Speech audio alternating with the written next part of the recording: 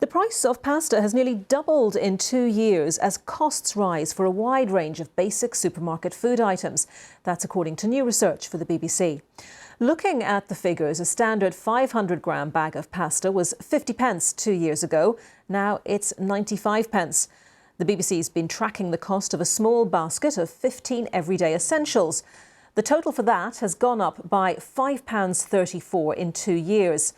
Although official figures suggest overall UK inflation may have peaked at 11.1% in October, the rate of food price rises is still running at 16.7%.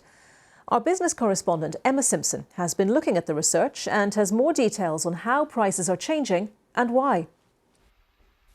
This is some of the food we buy every day, and it gives us an idea how our budgets are being stretched. Take strawberry jam, it's up 57% in 2 years. Oven chips are up 45%. And look at 500 grams of pasta, it's 90% more expensive. That's almost twice the price. We've been tracking these 15 popular items across the main supermarkets. It's the standard range, which most shoppers buy. Now these items together cost a third more than they did 2 years ago. Food production is really energy intensive and the cost of gas has rocketed. But recently gas prices have been falling. So why are food prices still rising? The food supply chain that provides the food on our supermarket shelves is incredibly complicated.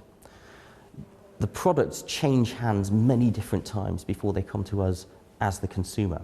And so it takes a long time for the cost increases at the start of the supply chain to be passed down all of the steps until we actually encounter them in the store. How high will food price inflation go? I think we're almost at the peak.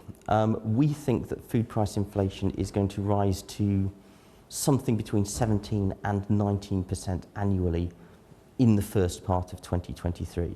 And then food price inflation will start to drop off fairly quickly. Shortages don't help.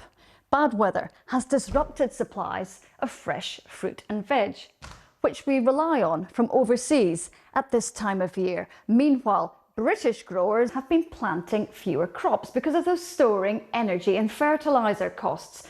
They've also struggled to get people to pick them. If farmers aren't growing as much produce here, if they're growing different crops or they're just not planting stuff here because it's uneconomic, it's loss-making, then we'll have to import more from elsewhere. And that inevitably means inflation because the cost of doing that is higher. More pressure on food prices, which only seem to be going in one direction for now, and that's up. Emma Simpson, BBC News.